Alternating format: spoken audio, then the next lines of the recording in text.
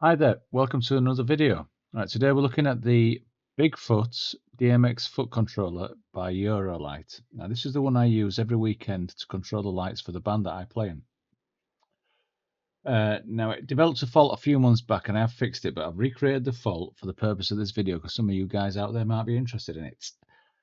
So we're going to have a look inside this thing and find out where this fault is. And the fault actually is this master dimmer. So it presses down and it dims the lights. And press it up and it fully illuminates the lights and increments there in between. Now, it should tell me here what the value of the dim is from 0 to 100, and it's doing nothing.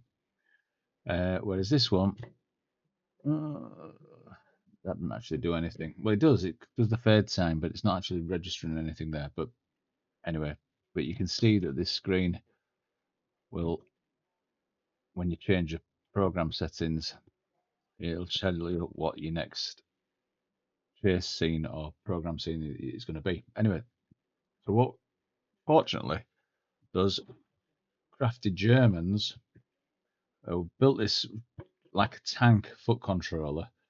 There's a separate section. It's actually in two pieces, and there's just 4 screws that hold these two pieces, these 2 foot pedals in, without having to take the entire thing apart. Now, when I've shown you where the fault is, I'm going to take it apart and we'll have a look inside. But we'll first of all we'll get rid of these 2 screws here, and there's 2 screws underneath at the front. Let's see where the other ones are. So I'm going to remove those 4 screws, and we're going to get into the gubbins of the actual foot controllers, the faders, expression pedals, whatever you want to call them. And so we're using a Phillips screwdriver, whatever, probably a PZ2 or something like a Aussie drive rather, I should say PZ, or it might be Phillips, who knows. Just crosshead. So there's 4 of those bad boys to come out, and out they come. This was bought from Toman. I don't know how long I've had it. 8 years, 8 years maybe. Actually, no, yeah, 8 years. I've been in this house 8 years. I think I bought it when I first moved in. So this section just slots out. You can turn it round, and it's connected to a board by just 3 cables each on either side. Right. So be careful not to break the cable. So if I just pop that to one side, and if I swap the camera, I'm going for a bit of a close-up. Let's see where the problem lies. Right, so this is the pedal that was on the right. This is the pedal that's on the left. The one that I don't use, that was the dimmer, the fade time. This is the main master dimmer. And there, I don't know if you can see where the issue lies. Because on this one, there's a little piece of wire,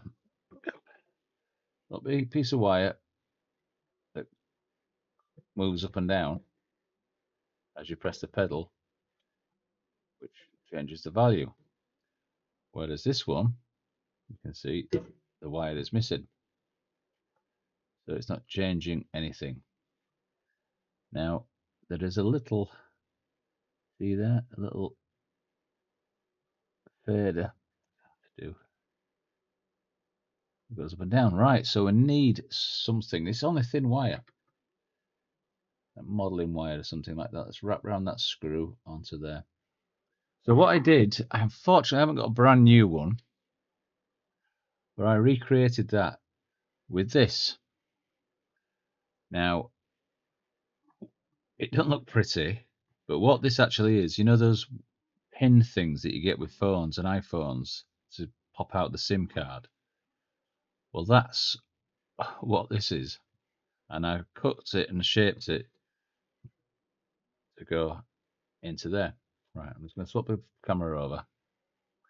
Transition. So what I'm going to do is I'm going to pop this back in, because like I said, I fixed this already a few months, but I thought some of you geeks out there might be interested in this. So that just slots into that hole on the little fader selector thing, and I curled it round the screw here. I mean, there's some great guys on YouTube that fix things, who know how to do stuff. I think we've got a guy from Manchester, Lancashire, where called Steve Fix It. I've watched a few of his videos. He's very tech. He knows his gubbins. He buys loads of broken tech and fixes it. Real geek TV. Quite like it. And there's that guy Tech Moan. So as you can see, why is it getting a bit taut? Can you see there? And as I press that pedal up and down, I'll go to the other camera. Here we go. Well, as I press that pedal up and down, the value changes. Look at that. And I think that piece of metal that I made out of the SIM card pin thing is much stronger than the kind of modeling wire. I created a shadow there. I need some better lights. Please watch my video so I can get some funds for better lights and things. But hopefully that will last. I could, because I don't use this function very often because it's a fade, because they're LED lights and they're quite cheap LED lights. When you fade them off, they tend to flash. So you're not like old incandescent bulbs where they would fade as the voltage through the elements reduces. And it's just a nice warm fade. The LED lights tend to flash when I fade out, depending on which ones. I've got some better quality ones that aren't so bad. So what I technically could do is forget the fade function, take that out, leave the thing on full, and whether I knock it or not, it doesn't matter. And then I could use the blackout function there for just an instant blackout, which I sometimes do. But I don't want to get into this bit because I'm going to do an instructional video on this and how I've programmed it. And anybody because there's very little information on the YouTubes that I could find about programming this thing. Right, so there is that part prepared. I'll just make sure I've nipped that up because you don't want to over tighten it, but you don't want to leave it loose either. Don't want to get stuck at a gig. So yeah, that seems to be working lovely. There is another issue with this where on the pivot point there is a threaded bolt that goes all the way through, and it's got a couple of washers on either side and then a nylon nut. Now this one, because I don't really use it that often, there's a nice bit of resistance, but this one's come a bit loose. So that's just going to be simply nipping it up. I think it'll be an Allen bolt, yeah. I'm just going to nip that up just to give it a little bit more resistance. And it's like just have a little bit of resistance and it feels pretty good. So what I'm going to do is I'm going to pop this open now. Get these screws out and we can have a look inside. One thing I should have done, I should have switched it off, obviously. I mean, it's only 5 volts, I think it is.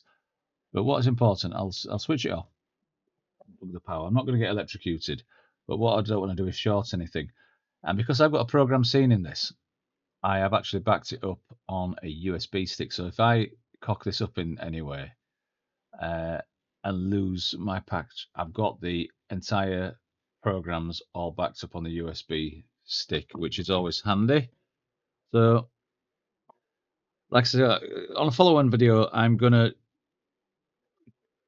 delve into I'm going to delve into the programming of this and show you how we use it.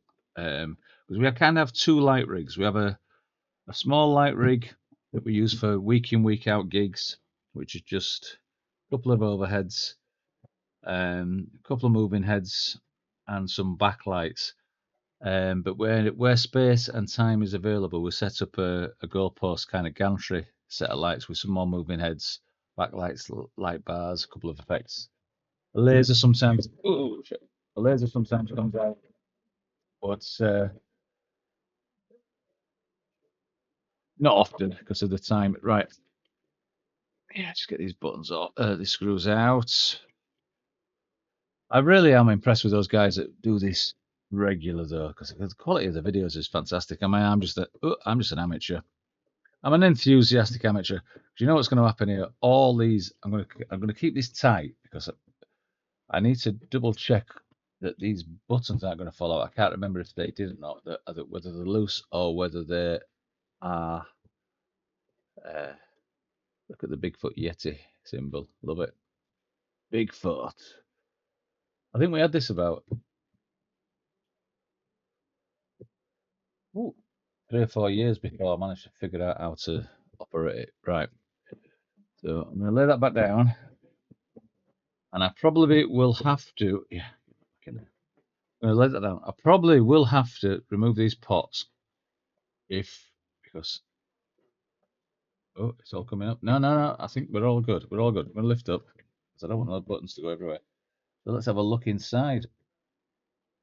Oh no, we're all right. We're all right. We're all right. We're all right. We're all right there, lovey. Don't you worry about anything. Put yourself a panty, GNS. So, right, for geeks out there, I don't want to stretch these wires, but let's just, I'll get the zooming camera. Transition. Let's have a little look inside. There's a lot of space in here. So the main control. Or hands, don't you? I need better gear than this. Please just like my videos. So can I start in some money and buy some gear? So you can see the main circuit board. So there's power in there. Fuse. There's your DMX out. There's a ribbon cable, obviously connects it up. That's, I think you can connect a microphone up to that one, and then your USB for your backup. There's your main circuit board there. Switches, which are chassis mounted, which will want to be under there. Quite a lot of space in here, as it is in modern electronic gear. But it's all falling apart. So there we go. I'm not going to. Oh yeah, the other. Did I mention that issue of the lens? I did fix that with you see the lens has come off. That's why I remember now. I took that circuit board off, but I had to remove those pot covers, but all these were loose. So I'm gonna and ah about that because I want to keep this video relatively short. I'll see what I'm gonna do. I'm gonna retransition the Bigfoot. I'm gonna go back overhead, right? So because I did put some double-sided tape on this, I'm gonna remove that ribbon cable. Yep, that's out of the way. I'm gonna remove that ribbon cable so we can. And I could leave that on for the moment. I did put some double-sided tape on this. I'm gonna get a flat screwdriver.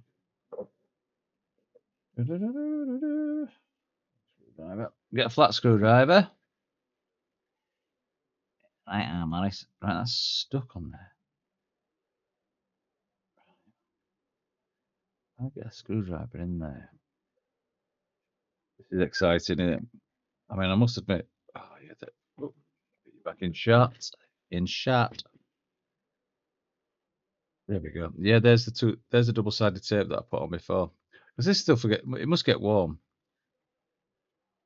And the pubs that we're playing get hot and sweaty. So if I think if I turn that upside down, I can slide that back on into position. I mean, it really needs some glue in it, but I didn't have any glue. So one day I'll probably come back to this because it's not a very exciting part of the video. We want to see circuitry. Looks like they only glued it at either side. So it wasn't. I mean, this thing's built like a tank, but they were really tight with the glue, which is a bit annoying. Sleep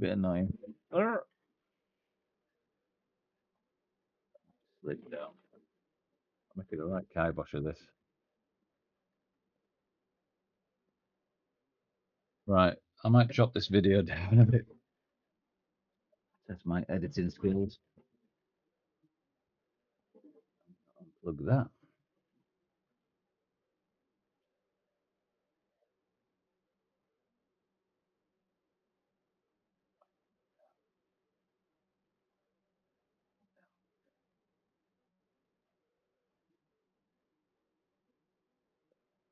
I mean, the guys that do this, I mean, that Techmon dude, he's admittedly he's not an electronics engineer, but he has a go, fixes stuff, reviews loads of old retro gear, which is kind of interesting. If you like that sort of thing, which I quite like, you know, when the missus who works away, she is this week, this is why I'm doing this. So yeah, it's kind of stuck back in there. I'm going to leave that as is, and I'll probably address that with some proper super glue, Gorilla Glue, at a later date. Right, so there we go. It's fact. No, it's not. I'm gonna. Oh, I must remember to plug that ribbon back in. Ribbon. Plug that ribbon back in, and then I'm going to put it all back together. So there's a little insight into the Eurolite Bigfoot DMX foot controller. Cracking bit of kit. In the next video, or video that's going to come up, I am going to show you how I program it, set up a couple of lights, hopefully get jiggy with the camera so you can see both at the same time, and hopefully learn a little bit about DMX, because it can be a bit of a dark art on DMX. Thank you very much for watching. If you got this far, please like. Don't smash that like button. Just press it gently, because I want lots of people to be able to use it. I don't want to break it just yet, because I don't know how to repair like buttons. Subscribe to the channel. Early days in the channel. I've had a YouTube channel for years, but I've redone one, and there's going to be more sort of content like this. Little jobs around the house that I'm doing, little DIY jobs. Anything that might be interesting. A bit of cooking, bit of DIY, bit of joinery, bit of electrical work, bit of conspiracy stuff, possibly. Watch ukcolumn.org. Who knows? Not that they're conspiracy, they're alternative media news, which I highly recommend. Anyways, before we get our tinfoil hats out and polished, thank you very much for watching. You take care, God bless, and I'll see you on the next one.